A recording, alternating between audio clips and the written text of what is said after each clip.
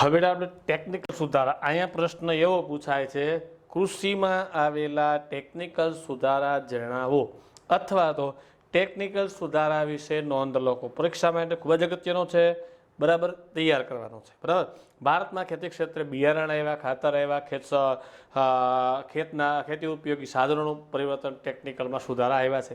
હવે સિંચાઈ માટે ખેડૂતે પહેલા કોસ અને રહેટનો ઉપયોગ કરતો હતો. હવે જુઓ, આપણે વર્ષો જૂનું વર્ષોથી આપણે સિંચાઈ તો કરતા આવ્યા છીએ, બરાબર. સૌથી પહેલા સિંચાઈ થતી હતી એ શેના દ્વારા થતી હતી? તો કે સૌથી પહેલા સિંચાઈ થતી હતી એને કહેવામાં આવે છે ઢીકવા પદ્ધતિ. ઢીકવો, એને ઢીકવો કહેવાય. ઢીકવો એટલે શું?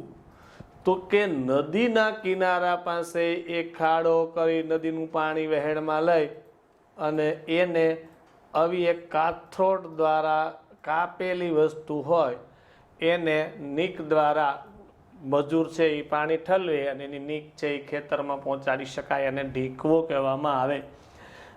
ઢીકવા પછીની જે બીજી પદ્ધતિ આવી કોસ. કોસ આપણે બીજા પાઠમાં ભણી ગયા હતા બેટા.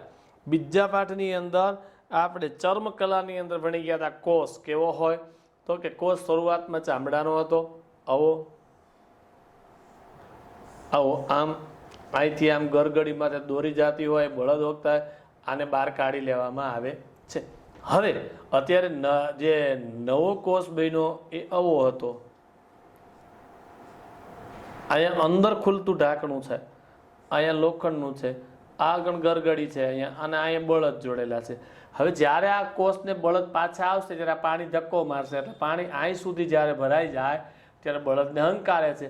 તો પાણી કોષ ઊંચો જાય છે, કોષ ઊંચો જાય છે ત્યારે પાણીનું વજન નીચે આવે છે. પાણીનું વજન નીચે આવે છે એટલે આ કોષનું ઉપર પાણી પહોંચાડી શકાય છે.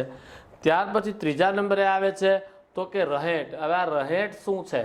તો કે रहेट છે એ આવું એક ચક્કર હોય મોટું બધું આમ. હવે આ ચક્કરની અંદર એક હેન્ડલ હોય છે. આ પહેલા જૂના જમાનામાં હેન્ડલથી ચલાવવામાં આવતું હતું, આવી રીતે. આને સ્ટેન્ડ બાય કરેલું હોય છે.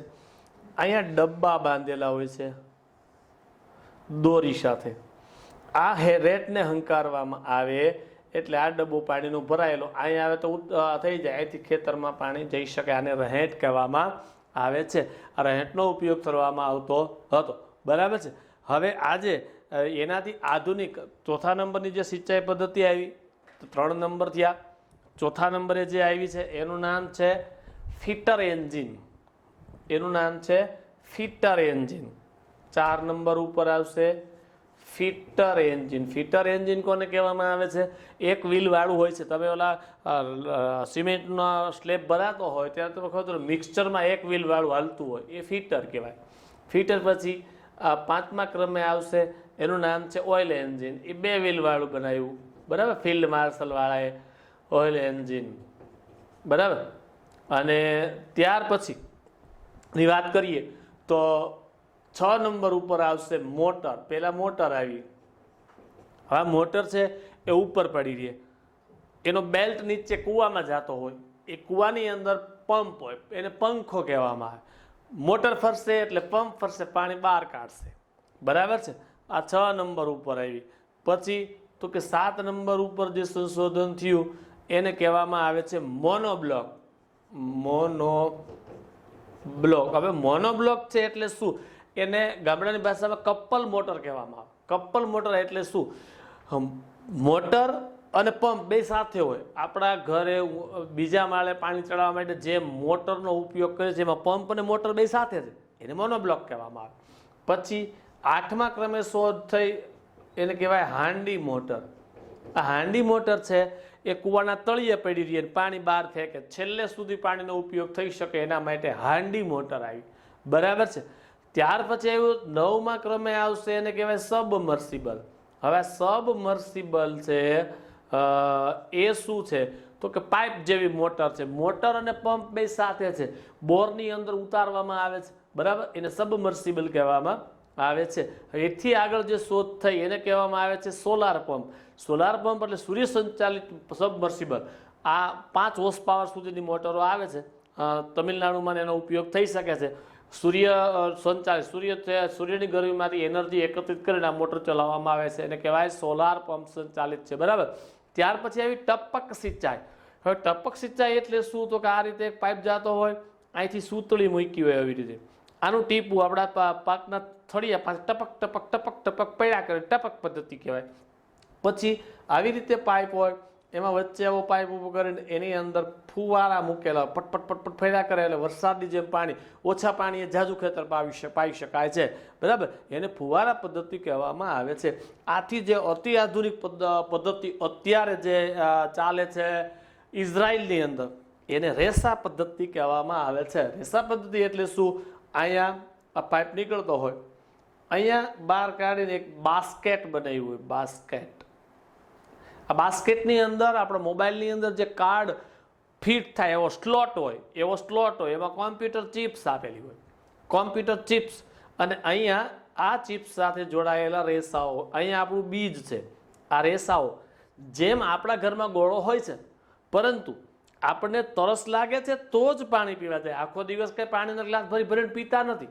એમ આ દાણો છે, એને જ્યારે તરસ, એને પાણીની આવશ્યકતા હોય, એટલે આ જે કોમ્પ્યુટર ચિપ્સ છે એ ઓપરેટ થાય અને એને જોઈતું પાણી જ એમાંથી ફ્લો થાય, અને રેસા પદ્ધતિ કહેવામાં આવે છે. આનાથી ઉત્પાદન ડબલ થાય, બિયારણ ઓછું જોઈ અને ઝાઝા ઉત્પાદન મેળવી શકાય છે. આ બધી આપણી સિંચાઈ પદ્ધતિઓ છે, બરાબર છે. આપણા વડીલો દ્વારા આ બધું જૂનું હતું. હવે આથી આપણે અહીં મોટરથી ફીટર એન્જિનથી આ બધી નવી પદ્ધતિઓ છે, આના દ્વારા સિંચાઈ કરવામાં આવે છે.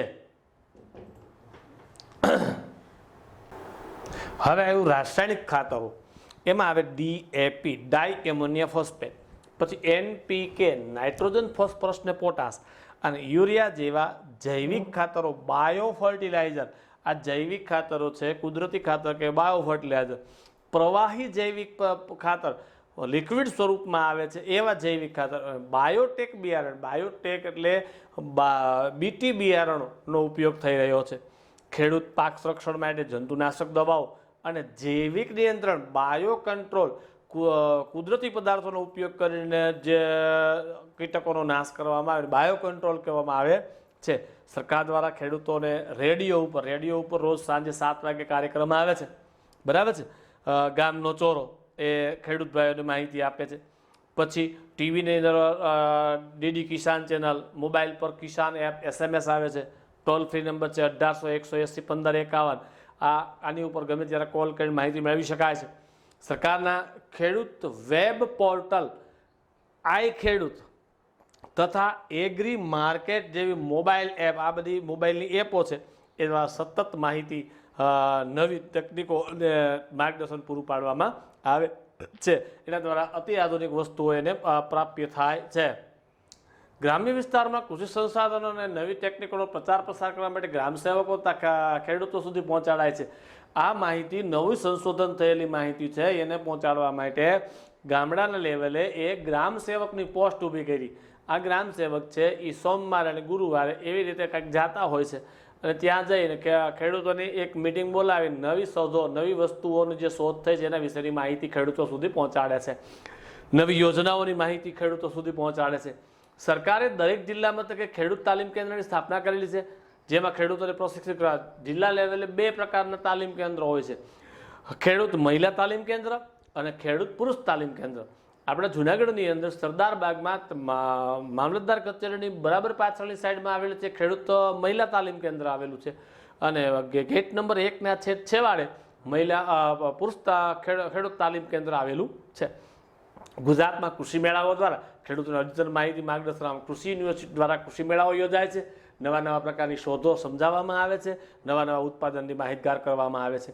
દરેક રાજ્યોમાં કૃષિ યુનિવર્સિટી સ્થાપના કરવામાં આવે. દરેક રાજ્ય છે એમાં એક કૃષિ યુનિવર્સિટી હોય છે. ગુજરાતમાં દાંતીવાડા, જુનાગઢ, આણંદ, નવસારી ખાતે કૃષિ યુનિવર્સિટી સ્થાપવામાં આવી છે. તેઓ ખેતી ક્ષેત્રે નવા સંશોધનો કરે છે અને કૃષિવિદો, વિદ એટલે નિષ્ણાંત, કૃષિઓના નિષ્ણાંત તૈયાર કરે છે. આ ઉપરાંત કૃષિ ક્ષેત્રે ICAR, Indian council of agriculture research, આ સંસ્થા સ્થાપેલી છે, બરાબર છે. હવે આ સંસ્થા છે એ આપણે ગાંઠીલા જતા મામાદેવના મંદિરની પછવાડે જે આખી મોટી સંસ્થા છે એ ICR છે, બરાબર છે, નવા નવા પ્રકારના સંશોધનો કરે છે. પછી બેટા આ DARE જ વાંચવું, કારણ કે જ્યારે તમને ફૂલ ફોર્મ પૂછવામાં આવે તો તમે DARE પાકું કરશો તો જ થાય, ડેરી કરશો તો નહીં મળે પડે કે આ તમારો ટપો ન પડે. DARE department of agriculture research and education. આ ડિપાર્ટમેન્ટમાં એક ખેતી વિશેનું રિસર્ચ થાય છે અને એને ભણતર કરવામાં આવે, એટલે DARE જ પાકું કરવાનું છે. વગેરે સંસ્થાઓ રાષ્ટ્રીય કક્ષાએ કાર્યરત કરવામાં આવેલી છે. હવે આવ્યું સંસ્થાકીય સુધાર. આપણી જે ખેતી વિષયક સંસ્થાઓ છે એમાં કરવામાં આવતા ફેરફાર. આ પ્રશ્ન પણ પરીક્ષા માટે એટલો જ અગત્યનો છે, બરાબર, જેટલો આગળનો પ્રશ્ન હતો. ભારતમાં જમીન માલિકી, ખેત ધિરાણ અને ખેત પેદાશ વેચાણ અંગે જે સુધારાઓ થયા છે સંસ્થાગત સુધારાઓ કહેવામાં આવે છે. અહીંથી આપણો પ્રશ્નનો જવાબ શરૂ થાય છે. સરકારે જમીનદારી પ્રથા નાબૂદ કરી ખેડૂતોનું શોષણ અટકાવ્યું. જૂના જમાનાની અંદર ગામની અંદર મોટા 4 વ્યક્તિ પાસે જમીન હોય, કોઈ પાસે 500 વીઘા હોય, કોઈ પાસે 1000 વીઘા, કોઈ પાસે 2000 વીઘા જમીન હોય છે, એ જમીનદાર કહેવાય. એની પાસેથી દરેક કુટુંબ પોતે જેટલું કામ કરી શકે એટલી જમીન વાવવા પાર્ટનરશિપમાં લે, બરાબર છે, એને જમીનદારી પ્રથા કહેવામાં આવે છે. હવે આ જમીનદારી પ્રથાનું દૂષણ શું હતું તો કે ખરેખર નિયમ એવો છે, પાર્ટનરશિપનો નિયમ એવો થાય કે ટોટલ ઉત્પાદનમાંથી ટોટલ ખર્ચો બાદ થાય, જે પૈસા વધે એના 2 ભાગ પડે. અહીંયા એવું નહોતું થતું.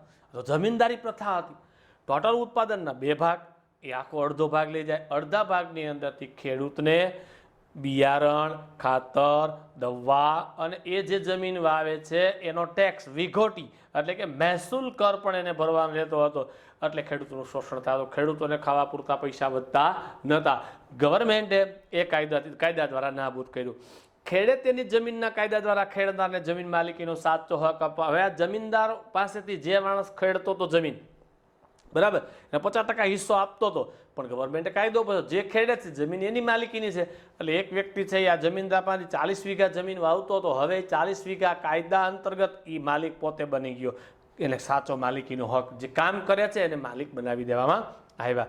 જમીનની ટોચ મર્યાદાના કાયદા દ્વારા જમીન માલિકીને અસમાનતા દૂર થાય છે.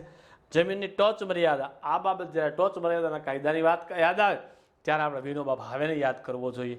વિનોબા ભાવે છે આપણે બહુ હોનહાર વ્યક્તિ હતા. વિનોબા ભાવેએ ટોચ મર્યાદાના કાયદામાં અગત્યનો હિસ્સો લીધો છે. જમીન છે એ આટલા વીઘાથી વધારે કોઈ માણસ પાસે હોવી જોઈએ, વધારાની જમીન છે એ ગવર્મેન્ટને આપી દે, ગવર્મેન્ટ છે એ જમીન વિહોણા ખેડૂતોને આપી દે. આ બાબતે એને સારું આંદોલન કર્યું હતું વિનોબા ભાવે, બરાબર છે. તો એના દ્વારા જમીન માલિકીની સમાનતા, જેની પાસે જાજી જમીન છે એની ઓછી કરી નાખી, એટલે કે એને લિમિટ કરી દીધી. વધારાની જમીન વગરના ખેડૂતોને આપી દીધી. કિસાન ક્રેડિટ કાર્ડ અને રાષ્ટ્રીયકૃત સહકારી બેન્કો દ્વારા ખેડૂતોને આર્થિક મદદ કરવામાં આવે છે. આ બે દ્વારા નાણાકીય મદદ કરવામાં આવે છે. કૃષિ ધિરાણ આપવા, આને આપણે કાઠિયાવાડી ભાષામાં તગાવી કહીએ છીએ અથવા સહકારી ઉપાડી એવું કહીએ છીએ. બિયારણ અને ખાતર લેવા માટે આપણે જે ગવર્મેન્ટ સબસિડીવાળા પૈસા આપે છે એ પૈસાને આપણે આ કૃષિ ધિરાણ કહેવામાં આવે છે. સરકાર બિયારણ અને ખાતર દ્વારા જંતુનાશક દવાને ખરીદવા માટે સબસિડીને આર્થિક મદદ કરે છે. સરકાર છે એ બિયારણ લેવા માટે, ખાતર લેવા માટે જે પૈસા આપે છે એમાં એને સબસિડી અમુક ટકા પૈસા છે એ ગવર્મેન્ટ પોતે ભોગવે છે. પછી પ્રધાનમંત્રી પાક વીમા યોજના, ખેડૂતોને ખેતી પાકનું વીમાકીય રક્ષણ પૂરું પાડવામાં આવે છે. પાકો નક્કી કરેલા છે એવા પછી આ એનું પ્રીમિયમ ભરી દઈએ તો જો કોઈ અતિ વરસાદને કારણે અથવા વરસાદ ન થવાને કારણે અથવા કોઈ રોગ આવવાને કારણે પાક નાશ પામે તો એને પૂરેપૂરું વળતર મળી રહે, એટલા માટે આ યોજના અમલમાં મૂકવામાં આવેલી છે. દુષ્કાળ કે વધુ વરસાદને કારણે પાક નિષ્ફળ જાય ત્યાં સરકાર દ્વારા ખેડૂતોને આર્થિક સહાય, તો દુષ્કાળ પડે વરસાદ ન થાય અથવા વધુ વરસાદ થઈ જાય અને પાક બળી જાય તો આર્થિક સહાય, નાણાકીય મદદ કરવામાં આવે છે. માર્કેટિંગ યાર્ડમાં ખેત પેદાશોના વેચાણમાં કાયદાકીય જોગવાઈ કરી ખુલ્લી હરાજી પ્રક્રિયા વ્યાપક બનાવવામાં આવી.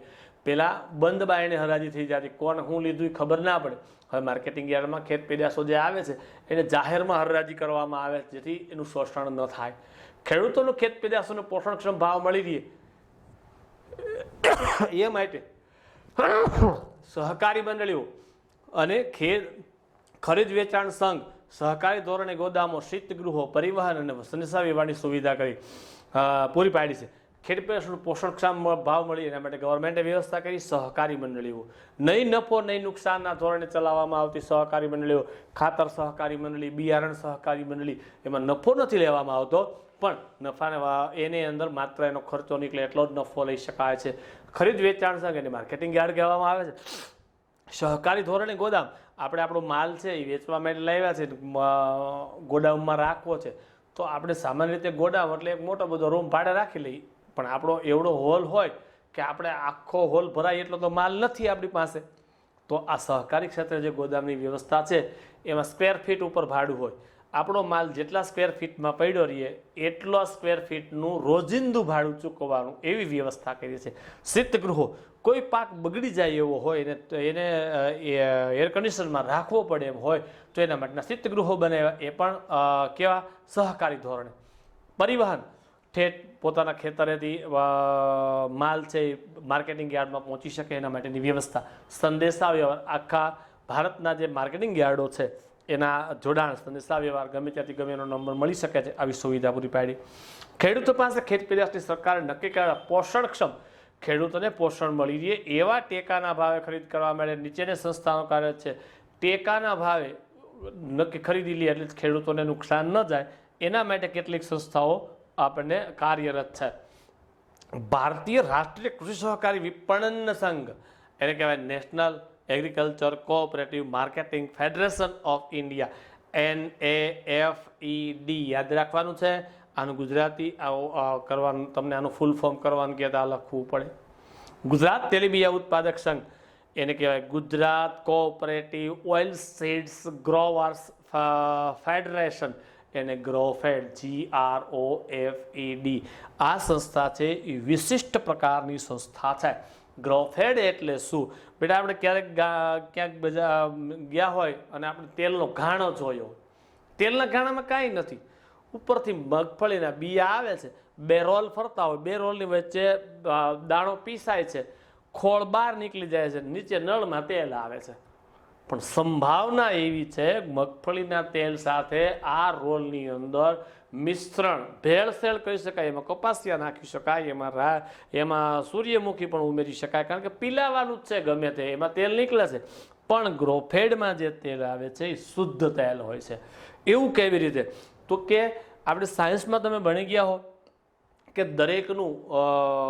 દરેક પદાર્થનું ઉત્કલન બિંદુ, ગરમ થવાનો પ્રક્રિયાનું બિંદુ અલગ અલગ હોય છે, બરાબર છે? તો અહીંયા તેલીબિયા સંઘમાં એવું હોય છે કે માંડવી છે એને તેલ કાઢવા માટે એના હોટ ચેમ્બરમાં મોકલવામાં આવે. હોટ ચેમ્બરમાં માંડવી જાય એટલે એને એટલી ગરમી આપવામાં આવે કે અંદર રહેલું તેલ છૂટું પડી જાય, માંડવી આખી નાખી રહીએ, દાણા આખા નાખા રહીએ, એમાંથી તેલ. તો જે ઉષ્ણતામાં ને મગફળી તેલ છોડી શકે છે એ ઉષ્ણતામાં ને અન્ય કોઈ પ્રકારનું પાક આ તેલ છોડી શકે નહીં, એટલે શુદ્ધિકરણની વાત આવે છે. હવે આનાથી ખેડૂતોને શું ફાયદો? તો કે અત્યારની વાત છે તો એક ખેડૂતે સારું બિયારણ લીધું છે, સારા પ્રકારનું એમાં ખાતર નાખ્યું છે, સારી દવા છાંટી છે, મગફળીના દાણા મોટા અને સારા છે.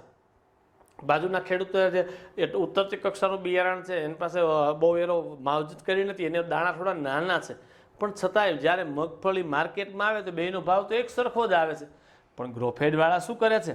તો કે ગ્રોફેડવાળા છે એવું કરે કે આ ખેતરે જઈ અને એની જે ઢગલો માંડવીનો પડ્યો એમાંથી 100 ગ્રામ માંડવી જોખી લેવામાં આવે નાના નાના ત્રાજવાથી, પછી એને એક છાપામાં રાખીને ફોલી નાખવામાં આવે, ફોલી નાખીને દાણાનું વજન કરે એટલે એમાંથી કેટલું કસ્તર નીકળે જવાબ મળી ગયો આપણને.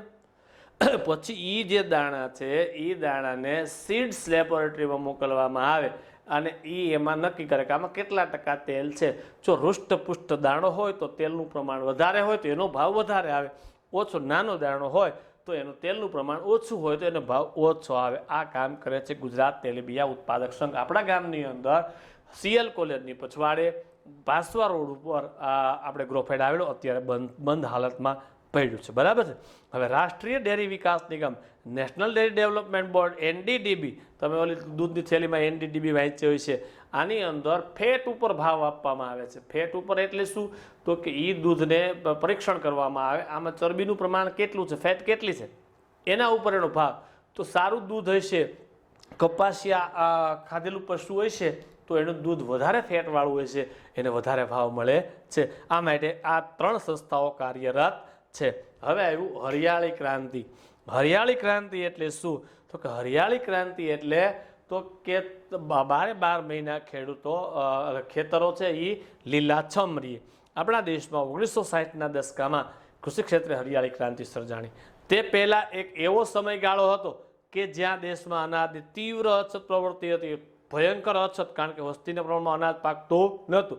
એક મુખ્ય કૃષિ પ્રધાન દેશને અનાજની આયાત કરી, આપણે બહારથી ઘઉં આયાત કરવા પડતા હતા.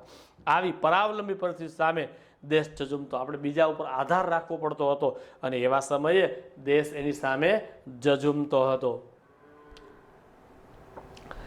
હવે હરિયાળી ક્રાંતિ આવી.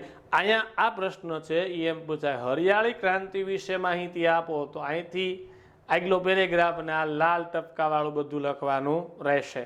બરાબર, પરીક્ષાની દ્રષ્ટિએ અગત્યનું છે.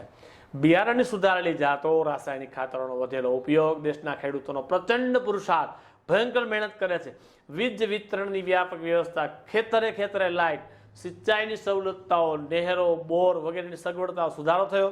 આ પરિબળોને કારણે કૃષિ ક્ષેત્ર ઉત્પાદનમાં થયેલો અસાધારણ વધારો એને હરિયાળી ક્રાંતિ એટલે ગ્રીન રેવોલ્યુશન તરીકે ઓળખવામાં આવે છે.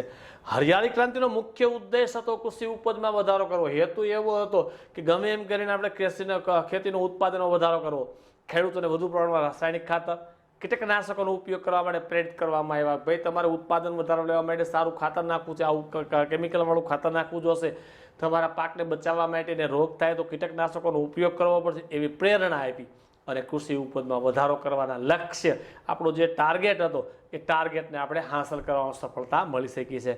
હરિયાળી ક્રાંતિથી ઘઉં અને ડાંગરના પાકમાં વિક્રમજનક ઉત્પાદન, કોઈ દી કલ્પના નહોતી કરી એવું વિક્રમજનક ઉત્પાદન થયું. દેશમાં પહેલા જ્યાં ખાદ્ય અન્નની અછત હતી ત્યારે આજે અનાજનો પર્યાપ્ત ભંડારો છે. પહેલા આપણે બહારથી આયાત કરવું પડતું હતું, આજે આપણે નિકાસ કરીએ એવી પરિસ્થિતિવાળું અનાજ આપણી પાસે પડ્યું છે. એક સમયે ભારતમાં દુષ્કાળ સમયાંતરે અનુભવતો પ્રકોપ, વર્ષે 2 વર્ષે એક દુષ્કાળ આવી જ જતો હતો. આને કારણે હરિયાળી ક્રાંતિ પ્રત્યેનો ખાસ અસર જોવા મળી નથી. હરિયાળી ક્રાંતિ આવી ગઈ, કોઈ એક વિસ્તારમાં દુષ્કાળ પડ્યો હોય તો બીજા વિસ્તારમાંથી એને અનાજ પ્રાપ્ય થઈ જાય છે, એટલે આપણને એની ભયંકર અસરમાંથી બચી શક્યા છે. અનાજનો બફર એટલે ભયંકર મોટો સ્ટોક, એને કારણે દુષ્કાળ કે અછતની પરિસ્થિતિ સરળતાથી સામનો કરી શકાણો છે. અન્ન ક્ષેત્રે સ્વાવલંબનની હરિયાળી ક્રાંતિની સીમાચિહ્ન રૂપ ઐતિહાસિક સિદ્ધિ છે. આપણે અન્ન ક્ષેત્રે સ્વાવલંબી બને આપણું અનાજ આપણે પોતે ઉત્પાદન કરવા માંડ્યા, એ હરિયાળી ક્રાંતિ આવીનું છેલ્લું સીમાચિહ્ન ઐતિહાસિક સિદ્ધિ મેળવેલી છે. આજે રોકડિયા પાકોનું વાવેતર વધતા, કઠોળ અને ધાન્ય પાકોનું વાવેતર ઉત્પાદન ઘટ્યું છે અને એ એક પાકનું પુનરાવર્તન થતાં જમીનની ફળદ્રુપતા ઘટી છે. આજની પરિસ્થિતિએ રોકડિયા પાક લોકો વધારે વાવવા માંડ્યા, વેપારની દ્રષ્ટિએ અનુકૂળ છે. કઠોળના પાક અને ધાન્યનું પાક ઉત્પાદન ઘટ્યું છે અને એને કારણે આપણે પ્રશ્નો ઉપસ્થિત થાય છે. એક જ પાક વારંવાર વાવવામાં આવે, જમીનની ફળદ્રુપતા ઘટે છે. વિશ્વના દેશોએ કૃષિ ક્ષેત્રે ઉન્નત ટેકનોલોજી, ઉન્નત એટલે ઊંચામાં ઊંચી ટેકનોલોજીનો ઉપયોગ કરી જે પ્રગતિ સાધી છે, ત્યાં સુધી પહોંચવા માટે આપણે બીજી હરિયાળી ક્રાંતિ માટે હવે આપણે બીજી હરિયાળી ક્રાંતિની આવશ્યકતા છે. કારણ કે વિશ્વના લેવલે આપણે આપણા અનાજનું ઉત્પાદન ચાલુ રાખવા માટે આપણે બીજી હરિયાળી ક્રાંતિ લઈ આવવાની જરૂર તાકતી છે. બરાબર છે. હવે ભારતીય અર્થકારણમાં કૃષિનું યોગદાન આ પણ પરીક્ષાની દ્રષ્ટિએ એટલો જ મહત્વનો પ્રશ્ન છે. બરાબર છે. વિચારથી શાંતિથી તૈયાર કરવું. ખેતી ભારતના મુખ્ય વ્યવસાય છે. આઝાદી સમયે કૃષિ ક્ષેત્રે જે ભારણ હતું તે હવે થોડુંક ઓછું થયું. તેમ છતાં હજુ પણ અર્થતંત્રનું મહત્વનું યોગદાન છે. આપણે ભારણ ઘટ્યું, ઉદ્યોગોનો વિકાસ થયો, પણ હજી અર્થતંત્ર છે એમાં મોટાભાગનું પ્રદાન કૃષિ કે ખેતી ક્ષેત્રમાંથી મળે છે. દેશના લગભગ અડધો લોકોની રોજગારી પૂરી પાડે છે. 50% લોકો છે એની માથે નભે છે. કૃષિ ક્ષેત્ર દેશમાં કુલ ઘરેલું ઉત્પાદન લગભગ જીડીપી 17% હિસ્સો ધરાવે છે. ગ્રોસ ડોમેસ્ટિક પ્રોડક્ટ આપણે આ ઇકોનોમિકના પાર્ટમાં ભણી ગયા, જીડીપી બરાબર 17% હિસ્સો ધરાવીએ છીએ. ભારતની મહત્વની કૃષિ પેદાશો એમાં ચોખા, ઘઉં, તેલીબિયા, કપાસ, શણ, ચા, શેરડી, તમાકુ, બટાકા વગેરે છે અને તેની નિકાસમાંથી વિદેશી ઊંડિયામણ પ્રાપ્ત આ બધી વસ્તુઓ આપણે નિકાસ કરીએ છીએ અને વિદેશનો પૈસો ભારતમાં આવે છે. ખેત ઉત્પાદન છે એ આપણું મહત્વનું છે અને એને કારણે આપણે હુંડિયામણનો પ્રશ્ન સોલ્વ થાય છે.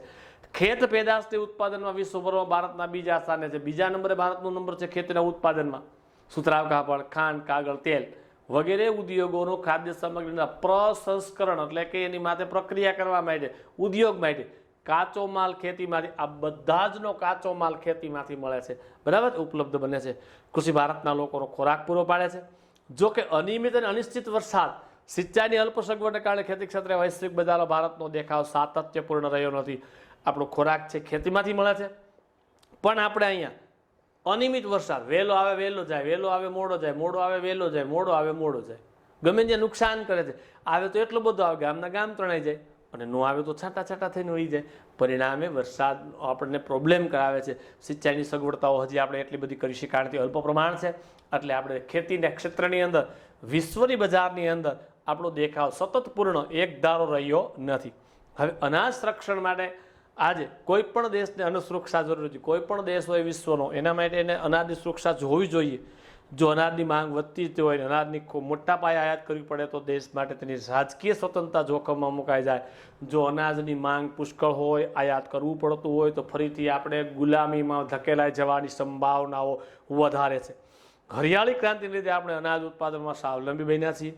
અનાજ ઉત્પાદનના વધારા સાથે સાથે દેશની વસ્તીમાં પણ વધારો થયો. આપણે અનાજ તો બફર સ્ટોક પેદા કર્યો, પરંતુ એની સામે આપણા દેશની વસ્તી પણ બફર સ્ટોક, બરાબર છે, વધારે થઈ છે. આપણે જોઈએ આપણે 1951માં દેશની વસ્તી આશરે 36 કરોડ 10 લાખની હતી, માત્ર આખા દેશની વસ્તી, અને આજે 125 કરોડથી વધારે વસ્તી થઈ ગઈ છે.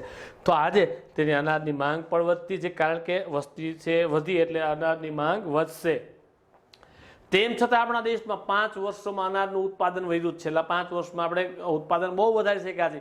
1950-51માં 51 કરોડ ટન અનાજ ઉત્પાદન થતું હતું. આપણે 1950-51ની વાત કરીએ છીએ. જ્યારે એની સામે 2013-14માં વિક્રમજનક 265.04 કરોડ ટન ઉત્પાદન થયું, બરાબર છે. 4 ગણું ઉત્પાદન વધારે કરી શક્યા છે.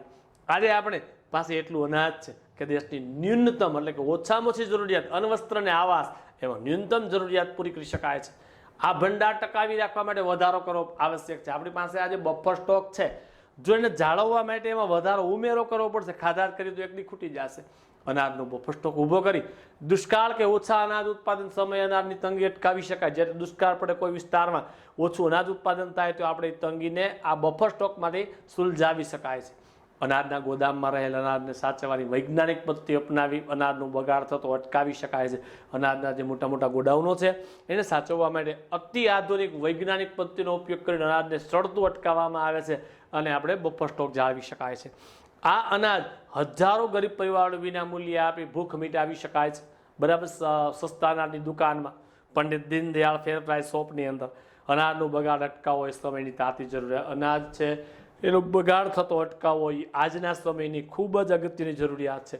અનાજનું સંગ્રહણ, પ્રબંધન વ્યવસ્થા સુદૃઢ કરવી અત્યંત આવશ્યક. અનાજને સંગ્રહણ કરવો, પ્રબંધ એનો વ્યવસ્થા કરવી, એની જે વ્યવસ્થા છે એને સુદૃઢ એકદમ મજબૂત રીતે કરવી આવશ્યક છે.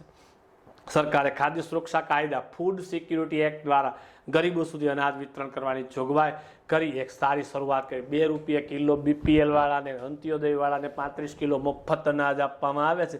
એ આ કાયદા અંતર્ગત છે. હવે ભારતની ખેતી પર વૈશ્વિકીકરણની અસરો, આ પ્રશ્ન પણ પરીક્ષા માટે અગત્યનો છે, બરાબર છે.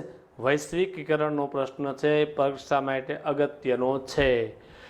ભારતના ખેડૂત ખેત પેદાશને વૈશ્વિક બજારમાં વેચી નફો મેળવી શકે એવા ઉદ્દેશથી ખેતી ક્ષેત્રે વૈશ્વિકરણ નીતિઓ મૂકવામાં આવી. ભારતમાં થતો પાક વિદેશમાં વેચી વધારે પૈસા મેળવી શકાય એટલા માટે ભારતની ખેતીને વૈશ્વિકીકરણ અમલમાં મૂકવામાં આવ્યું. વૈશ્વિકીકરણ લીધે ખેતી ક્ષેત્રે કેટલાક પરિવર્તન આવ્યા. ખેતીના પાકને નિકાસ અને આયાત કરવા માટેની પ્રક્રિયા સરળ કરાય. વિદેશમાંથી પાકને આયાત કરવો, આપણા પાકને વિદેશમાં મોકલવાનો જે પ્રક્રિયા છે એ સહેલી બનાવી દેવામાં આવી. ગુજરાતમાં કપાસ, મરચા અને તલ ચીનના બજારમાં જાય છે, બરાબર છે. વિશ્વના વિવિધ ફળો ભારતના બજારમાં મળતા થયા છે. આપણો કપાસ, મરચા અને તલ એ ચીનના આવશ્યકતા આપણે નિકાસ કરીએ છીએ, અને ભારતની અંદર વિશ્વના ફળો આવે છે. આજે સફરજન આપણે અત્યારે જે ખાઈએ છીએ એ ઠેઠ આફ્રિકાના પાસે ભૂમધ્ય સમુદ્રના કિનારાના આવે છે, બરાબર છે. આ બધી વસ્તુઓ આપણે બહારથી મંગાવીએ છીએ. આ અત્યારે ઓલા જે જંક ફૂડમાં ડ્રેગન ફ્રૂટ આવે છે ચાઇનામાંથી આપણે આયાત કરીએ છીએ, બરાબર. ભારતના બજારમાં મળતા થયા છે. વૈશ્વિકીકરણની ભારતમાં બહુરાષ્ટ્રીય કંપનીઓ દ્વારા વેચવામાં આવતા મોંઘા ભાવના જીનેટિકલ મોડિફાઈડ બીટી બિયારણો આવ્યા. બહુરાષ્ટ્રીય કંપનીઓએ સંશોધન કરી અને જીનેટિકલ એના જીનની અંદરથી ફેરફાર કરેલા જે બિયારણો છે એને બીટી બિયારણ કહેવામાં આવે છે, બજારમાં આવ્યા. એટલે લીધે ખર્ચાળ બની, ખેતીમાં ખર્ચો વધ્યો. જો કે કપાસ અને મકાઈ તેના ઉત્પાદનો વધારો સામે આવા બિયારણોથી આપણે ઉત્પાદનમાં વધારો કરી શક્યા છીએ. આયાત સરળ થતા ઘર આંગણે આપણા કૃષિ ઉત્પાદન સ્પર્ધાનો સામનો કરવો પડે છે. આપણે આયાત હેલી થઈ ગઈ એટલે વિદેશમાંથી આવતા માલ સાથે આપણા ઉત્પાદનને હરીફાઈ કરવી પડે છે. કેટલાક ઉત્પાદનો વૈશ્વિક બજાર પ્રાપ્ત થતા એને પેટન્ટ રજિસ્ટરની જરૂર પડી છે. આ કેટલાક આપણા ઉત્પાદનો છે વિશ્વ લેવલે વેચાય છે એટલે પેટન્ટ રજિસ્ટર એટલે શું? આપણે એની પેટન્ટ નોંધાવવી પડે. એવા પ્રકારનો પાક વિશ્વના કોઈ ખૂણે વેચાય તો એનો 1% આપણને રોયલ્ટી મળે છે. એટલે પેટન્ટ રજિસ્ટ્રેશન કરાવવાની જરૂરિયાત ઊભી થઈ. વિશ્વના બજારમાં આપણી ગુણવત્તાસભર કૃષિ પેદાશની પેટન્ટ દેશના નામે નોંધાવી, આપણા દેશના નામે નોંધાવી 1% રોયલ્ટી આપણા દેશને પ્રાપ્ય થાય છે. નોંધાવી જરૂરી બની છે. ભારતે કૃષિ ક્ષેત્રે વૈશ્વિક બજારોથી સ્પર્ધાનો સામનો કરવો, નવી ટેકનોલોજી અપનાવી ગુણવત્તા પર ધ્યાન કેન્દ્રિત કરવું પડશે. આપણે વિશ્વની આ હરીફાઈમાં ચાલુ રહેવું હોય છે તો નવી નવી ટેકનોલોજી અપનાવવી પડશે અને એની ગુણવત્તાની ક્વોલિટી ઉપર ભાર દેવો પડશે. કૃષિ ક્ષેત્રે જોડાયેલા લોકોની આર્થિક ઉન્નતિ, જે ખેતી ક્ષેત્રે જોડાયેલા છે એ નાણાકીય રીતે સદ્ધર બને. એ સદ્ધરતા વધારવા માટે આયોજનબદ્ધ સ્ટેપ બાય સ્ટેપ પગલાં ભરવા પડશે. વધતી જતી વસ્તી અને ભવિષ્યમાં વધનાર કૃષિ પેદાશની માંગ સાથે આર્થિક પ્રગતિની વિકાસ કૂચ જાળવી રાખવા બીજી હરિયાળી ક્રાંતિ માટે નક્કર વ્યૂહરચના કરવી પડે. જો આપણે ભવિષ્યમાં વસ્તી વધે છે એની સામે કૃષિ પેદાશની માંગ વધશે. આપણી નાણાકીય પ્રગતિ કરવા માટે અને માંગને પહોંચી વળવા માટે આપણે બીજી હરિયાળી ક્રાંતિ માટે સજ્જ થઈ જવું પડશે અને એક ઠોસ કદમ, એક મજબૂત પગલું ભરવું ખાસ જરૂરિયાત છે. આ પ્રશ્ન પૂછાય અહીં સુધી લખવાનો છે, અહીંથી શરૂ થશે અને અહીં સુધી પેટન્ટ રજિસ્ટર નોંધાવવી જરૂરી છે. આ પ્રશ્ન 4 માર્કનો છે, પરીક્ષાની દ્રષ્ટિએ અગત્યનો છે. હવે આની અંદરથી અગત્યના પ્રશ્નોની વાત કરીએ. પહેલામાંથી પહેલું, જો કૃષિના બધા જ પ્રકારો લખવાના છે બેટા, સૂકી ખેતી, સ્થળાંતરી ખેતી, કારણ કે એમાંથી કોઈ પણ 2 કે 3 પૂછી શકાય એટલે તૈયારી બધાની કરવી પડે. આ સંસ્થાગત સુધારા, વિશ્વ બજાર, બરાબર છે. પછી ઘઉંનો પાકની અનુકૂળતા, તેલીબિયા પાક માટે સવિસ્તર, ભારતના તેલીબિયા પાક છે એના આપણે લખવું નથી, અગત્યનો નથી. પછી જૈવિક ખેતીનું વલણ, ખરીફ પાક ને રવિ પાક, ભારતના અર્થતંત્રમાં કૃષિનું યોગદાન, આપણે છેલ્લા અગત્યનો વાત કરીને ડાંગરના અનુકૂળતા. આ પ્રશ્નો છે પરીક્ષા માટે ખૂબ જ અગત્યના છે, કરાવ્યા છે. આપણે અહીંયા જો પ્રશ્ન આવી ગયો સંસ્થાગત સુધારાઓ, ટેકનિકલ સુધારાઓ પાઠની અંદરથી તૈયાર કરવાના છે, એ અગત્યનો જ છે. બદલે આગળ આની અંદરથી મકાઈનો ઉપયોગ, પછી આ બાલ પ્રદેશ, હરિયાળી ક્રાંતિ એટલે શું, અને કૃષિ સંશોધન ક્ષેત્રે રાષ્ટ્રીય કક્ષાના MCQ આમાંથી કરવાના થતા નથી, કારણ કે આમાં MCQ પૂછાતા નથી. બરાબર છે.